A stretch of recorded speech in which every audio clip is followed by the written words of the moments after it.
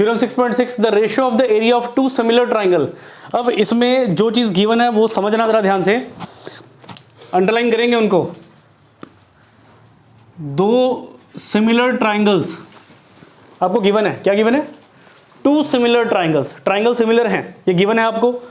और आपको प्रूव क्या करना है? Square of the ratio of their corresponding sides, यानी दो ट्राइंगल्स का जो एरिया है, अगर आप उनके ट्राइंगल्स के एरियाज की रेशियो लेते हो, यानी यहां पर अगर मैं रफ में थोड़ा समझाने की कोशिश करूं आपको, एक ट्राइंगल है मेरे पास ए बी सी और एक ट्राइंगल है मेरे पास डी ई एफ, ये दो ट्राइंगल्स हैं। और स्टेटमेंट में बोल दिया कि दोनों की दोनों ट्राइंगल्स क्या हैं? पढ़िए, सिमिलर हैं, ये गिवन है मेरे को।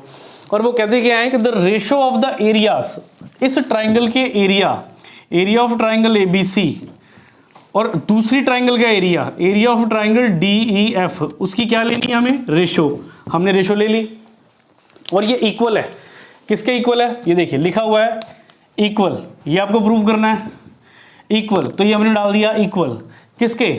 Square of the ratio of their corresponding sides. अब कॉरस्पॉन्डिंग साइड वर्ड फिर आ गया। कॉरस्पॉन्डिंग का मतलब अगर मैं इधर से ए बी ले रहा हूं तो उधर से कौन सी साइड? इधर से ए बी तो उधर से D, A B upon D उसकी स्क्वायर। अगर बी सी तो इस तरफ से ई एफ इसकी स्क्वायर। ए सी अगर देखते हैं इधर से तो उधर से डी एफ इसकी स्क्वायर। ये प्रूव करना है, ये प्रूव करना है हमें। इतनी लंबी चौड़ी स्टेटमेंट में उन्होंने ये चीज़ हमें बोली है प्रूव करने के लिए। और गिवन सिर्फ एक ही चीज़ है, क्या? कि ये दोनों ट्राइंगल क्या है? आपस में सिमिलर हैं, बस इतना सा गिवन है हमें, और ये प्रूव करने के लिए बोल दिया। ठीक, चलिए समझते हैं कैसे प्रूव होगा। पहले तो जो ट्राइंगल्स हैं वो बना लेते हैं, यहाँ पे प्रॉपर बना लेते हैं। एक ट्राइंगल बच्चों हमारे पास है ए बी सी और एक ट्राइंगल हमारे पास है डी ई एफ। तो पहले गिवन लिख लें, जो गिवन दिया हुआ है। गिवन ये दिया है कि टू सिमिलर ट्राइंगल्स हैं आपके पास। अब कैसे लिख सकते हैं गिवन हम?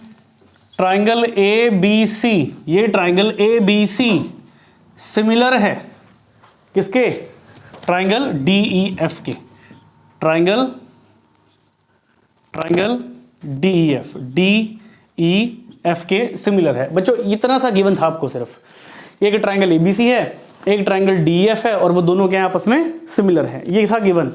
अब प्रूव क्या करना है हमें प्रूव करना है, वो साइड पे लिखा हुआ मैंने सारा का सारा। हमें प्रूव करना है कि area of triangle A B C, इस ट्राइंगल का एरिया, उसकी रेशो लो इस ट्राइंगल के एरिया के साथ, area of triangle D E F, वो इक्वल होगा किसके? इक्वल होगा square of the ratio of their corresponding side. Square करिए किसका?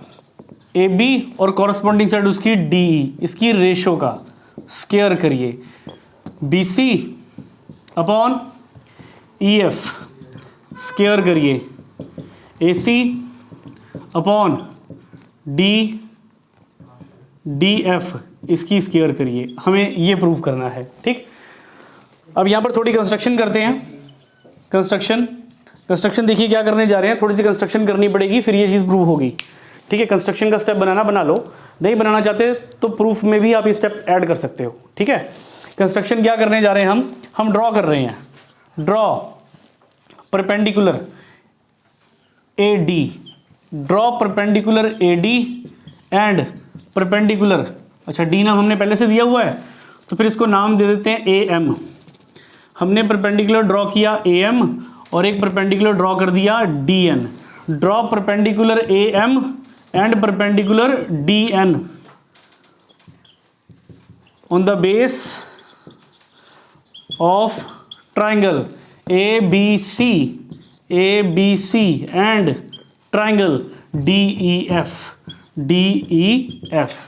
ठीक, देखिए जरा इसको समझने की कोशिश करिए कि क्या किया हमने ए बी सी ट्राइंगल के बेस जो बी सी है ना, उस बी सी पे परपेंडिकुलर ड्रॉ कर दिया ए एम।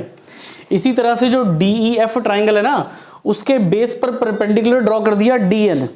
अब बच्चे पूछेंगे सर क्यों किया परपेंडिकुलर ड्रॉ? देखो क्या निकालना है हमें, पढ़ो यहाँ पर क्या लिखा हुआ है, एरिया। अगर किसी ट्राइंगल का एरिया निकालना है आपको तो एरिया ऑफ ट्राइंगल का फॉर्मूला क्या होता है? 1/2 बेस मल्टीप्लाई परपेंडिकुलर। तो परपेंडिकुलर तो चाहिए ही, बिना परपेंडिकुलर के थ्योरम आगे बढ़ेगी नहीं हमारी। इतना डन। तो अब जो प्रूव करना है उसके अकॉर्डिंग चलते हैं।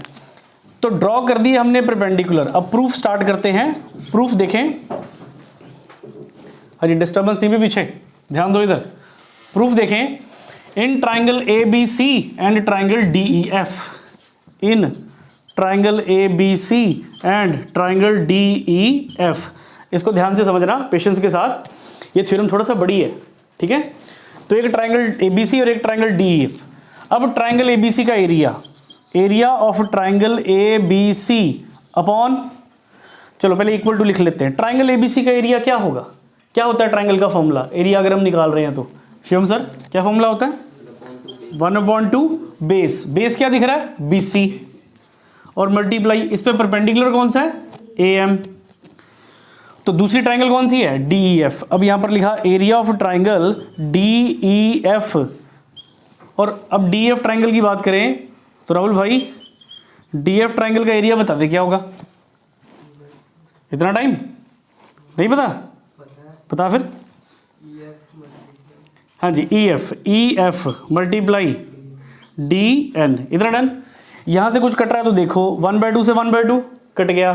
अब हमने लिख लिया area of triangle ABC divided by area of triangle DEF is equal to, यहां पर हमारे पास क्या है BC into AM divided by EF into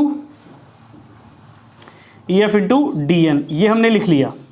अब इसको इन दोनों को इस तरह से मैं सेपरेट सेपरेट दिखा रहा हूँ, BC अपॉन EF दिखा दिया, AM अपॉन DN दिखा दिया, इतना डन। अब आगे, अब मुझे इसमें फाइंड क्या करना है, अब जो जहाँ तक हम कर चुके हैं, क्योंकि ना लेफ्ट हैंड साइड तो हमारी बन रही है, बन गई लेफ्ट हैंड साइड, देखिए area of triangle ABC, area of triangle DF, ABC DF, left hand side तो बन गई है। राइट हैंड साइड बनानी है हमें। राइट हैंड साइड बनाने के लिए हमें क्या चाहिए, यहाँ पर AB अपॉन DE, इसका ध्यान देना, AB अपॉन D चाहिए हमें, पर हमारे पास BC अपॉन EF है, AM अपॉन DN है, ये दोनों अलग अलग है। कितना अच्छा हो अगर ये भी AB अपॉन D के बराबर आ जाए और ये भी AB अपॉन D के बराबर आ जाए, तो फिर AB into DE, AB upon D, AB upon D, AB upon D multiply करूंगा तो क्या हो जाएगी होल स्क्वायर। तो अब किसी तरह से मुझे BC अपॉन EF को ना किसके बराबर दिखाना है, AB अपॉन D के बराबर दिखाना है, और ये जो AM अपॉन DN है इसे भी किसके बराबर दिखाना है, AB अपॉन D के बराबर ही दिखाना है। इतनी बात समझ में आई अब आपको, यहाँ तक क्लियर है। चलिए अब करते हैं कैसे होगा ये, देखें। गिवन में आपको एक चीज दी हुई है, एक ही लाइन लिखी गिवन में हमने सिर्फ, कि ये दोनों की दोनों ट्राइंगल्स क्या है, देखिए सिमिलर है। अगर कोई दो ट्राइंगल सिमिलर होती हैं तो उनकी कॉरस्पॉन्डिंग साइड्स की रेशो क्या होती, इक्वल। तो फिर हमने यहाँ पर लिखा कि भाई गिवन में हमें दिया हुआ है ट्राइंगल ABC सिमिलर है ट्राइंगल DEF के, ट्राइंगल ABC सिमिलर है ट्राइंगल DEF के।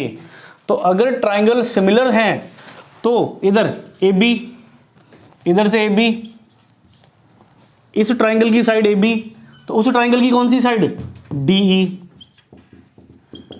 इस ट्राइंगल की साइड BC, उस ट्राइंगल की कौन सी साइड EN, इस ट्राइंगल की साइड AC, और उस ट्राइंगल की साइड कौन सी हो गई DF, आपस में क्या होंगी इक्वल। रीजन दे सकते हो आप, रीजन यहां पर देना हो तो यहीं पे बता दो भी ट्राइंगल ABC जो है वो क्या है, सिमिलर है किसके, ट्राइंगल DEF के। अगर हम यहीं पे रीजन दे रहे हैं तो फिर इसको छोड़ देते हैं ऊपर। ट्राइंगल अगर सिमिलर है तो कॉरस्पॉन्डिंग साइड्स की रेशो आपस में क्या होगी, इक्वल होगी, इतना डन। अब यहां पर ध्यान दें, BC अपॉन EF, वहां पर है BC upon EF, BC upon, हाँ जी F आ रहा है यहाँ पर, ठीक है okay, EF, BC upon EF, ये जो BC अपॉन EF है ये तो हमें मिल गया, BC अपॉन EF किसके बराबर चाहिए था, BC upon EF AB upon D के, ये BC अपॉन EF मुझे मिल चुका है AB अपॉन D के बराबर है। अब सिर्फ एक रह गया, कौन, AM अपॉन DN रह गया सिर्फ निकालने वाला, ठीक है।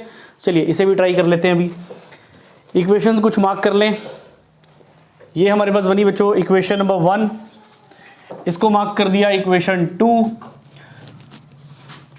अच्छा जो प्रूव करना है उसमें पढ़ो क्या चाहिए, स्केयर चाहिए, ठीक है। तो ऐसे करते हैं, इन सब में ना स्केयर कर देते हैं, ज़रा स्केयरिंग कर देते हैं सबकी। अगर मैं स्केयरिंग करूँगा तो सभी की स्केयरिंग होगी। A B upon D whole square is equal to B C upon E F whole square is equal to A C upon D F whole square. इसको मार्क कर दिया 3। अगर साइड्स की रेशो बराबर है तो स्केयर कर दोगे तब भी आंसर क्या आएगा, इक्वली आएगा। इतना डन, आगे समझे। अब मुझे ए एम और डी एन को, अब यहां पर ध्यान देना, बस 4-5 स्टेप और है फिर थ्योरम खत्म हो रही है। ए एम और डी एन को A M upon D N को किसके बराबर करना है, ए बी अपॉन डी के बराबर करना है। तो ये रहा ए एम और ये रहा डी एन। तो मुझे अब ट्राइंगल लेनी है। अब कौन सी ट्राइंगल लेनी है, ध्यान देना, मैं यहां पर बात कर रहा हूं in triangle A B M, in triangle A B M and triangle D E N. अगर मैं किसी तरह से इन दो ट्राइंगल्स को सिमिलर प्रूव कर दूं, क्या प्रूव कर दें, सिमिलर, तो इसकी कॉरस्पॉन्डिंग साइड और इसकी कॉरस्पॉन्डिंग साइड्स की रेशो भी आपस में क्या हो जाएगी, इक्वल हो जाएगी। अब मुझे इन दो ट्राइंगल्स को सिमिलर प्रूव करना है, तो कोई मुश्किल काम नहीं है, देखिए आराम से प्रूव हो जाएंगी दो ट्राइंगल सिमिलर। ये मैं यहां पर बना भी देता हूं दोनों ट्राइंगल्स। ये पहली ट्राइंगल है बच्चों मेरे पास ए बी एम, तो ये देखिए बना देते हैं यहां पर ए बी एम। ये रही हमारी ए, ये रही, ये पॉइंट हमारे पास बी और ये पॉइंट हमारे पास एम, ये रहा। और दूसरी ट्राइंगल मेरे पास है डी ई एन, तो दूसरी ट्राइंगल मेरे पास है डी ई एन। इतना डन, डी ई एन, ये रहा। अब देखिए ये एंगल और ये एंगल, ये दोनों एंगल आपस में इक्वल है। एंगल बी और एंगल ई आपस में इक्वल हैं। वजह, ट्राइंगल क्या दी गई है, सिमिलर दी गई है। ट्राइंगल सिमिलर है हमारे पास ये, ठीक है। तो यहां पर मैंने लिखा कि एंगल बी जो है वो इक्वल है, किसके इक्वल है, एंगल ई के, ठीक। रीजन लिख देते हैं। रीजन क्या है हमारे पास, triangle A B C similar है ट्राइंगल डी ई एफ के, ये हमने रीजन लिख दिया। ट्राइंगल सिमिलर है तो ये दोनों एंगल सेम होंगे। इसके अलावा ये कितने degree, angle M is equal to angle N, ये दोनों एंगल बराबर हैं। क्यों बराबर हैं, ईच 90, दोनों के दोनों एंगल कितने डिग्री हैं, 90 डिग्री हैं। अब किसी ट्राइंगल में अगर दो एंगल बराबर आ जाते हैं तो एंगल क्राइटेरिया से दोनों ट्राइंगल क्या हो जाएंगी, सिमिलर हो जाएंगी। तो एंगल क्राइटेरिया से ट्राइंगल ए बी एम जो है वो सिमिलर हो जाएगी, किसके सिमिलर हो जाएगी, ट्राइंगल डी ई एन के। रीजन लिख दो, एंगल क्राइटेरिया से सिमिलर हो गई। और अगर ट्राइंगल सिमिलर होती हैं तो उनकी कॉरस्पॉन्डिंग साइड्स की रेशो आपस में इक्वल होती है। अब कॉरस्पॉन्डिंग साइड देखिए कौन सी, यहां से मैं ए बी बोलूंगा तो उधर से कौन सी साइड देखनी पड़ेगी, मुझे डी ई देखनी पड़ेगी। तो A B upon D E is equal to किसके, यहां से मैं ए एम देखूंगा तो वहां से कौन सी हो जाएगी, D N, A M upon D N. Reason लिख दो, corresponding ratio of corresponding ratio of corresponding sides of similar triangle are equal. Ratio of corresponding sides of similar triangle are equal. इतना डन।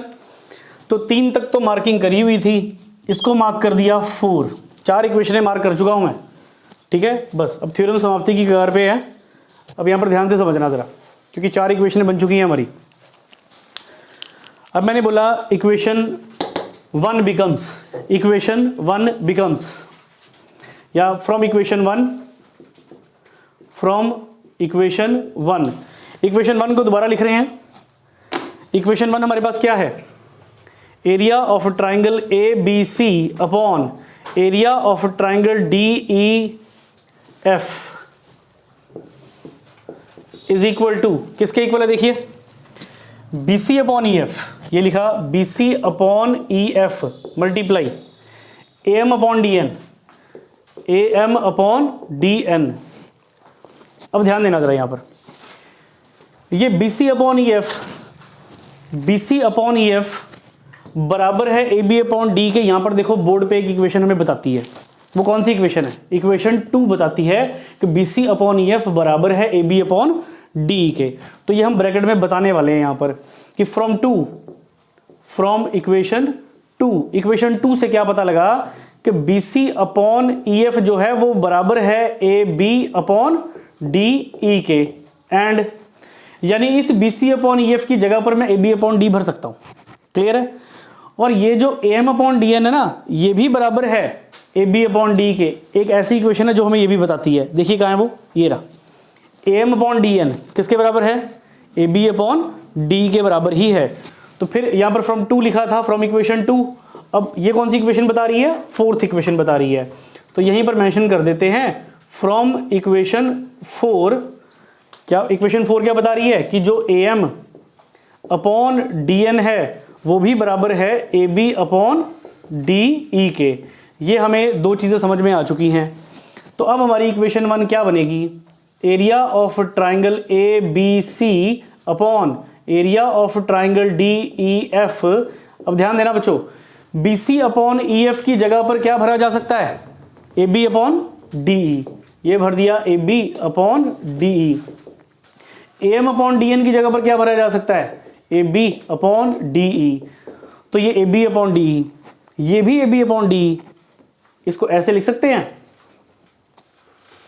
कि भाई area of triangle ABC upon area of triangle DEF is equal to AB upon DE की whole square. लिख सकते हैं? यहां तक done. पर जो हमें प्रूव करना है उसमें सिर्फ एक साइड नहीं है, कितनी साइड्स हैं? 2 साइड्स और हैं हमारे पास यहाँ पे ऐसे, है ना। तो चलो ये भी हो गया। बस हमें अब एक इक्वेशन का रेफरेंस देना है। कौन सी इक्वेशन? नंबर 3। इक्वेशन 3 कहती है कि जो AB अपॉन D की होल स्क्वायर है ना, वो किसके किसके बराबर है? BC अपॉन EF की होल स्क्वायर के बराबर, AC अपॉन DF की होल स्क्वायर के बराबर। तो जहां पे आपने AB अपॉन D स्क्वायर लिखा हुआ है उसकी जगह पर क्या लिख सकते हो? BC अपॉन EF भी लिख सकते हो whole square, AC upon DF भी लिख सकते हो होल स्क्वायर। तो फिर बस हम रेफरेंस ये देंगे कि फ्रॉम इक्वेशन 3 से क्या पता लगा कि जो area of triangle ABC upon area of triangle DEF है वो बराबर है, किसके बराबर है? ये तीनों एज इट इज लिख दो। वो इक्वल है AB upon DE whole square is equal to BC upon EF whole square is equal to AC upon DF whole square. इनके बराबर है। ये हमने प्रूव कर दिया, हेंस प्रूव्ड। नोट करिए।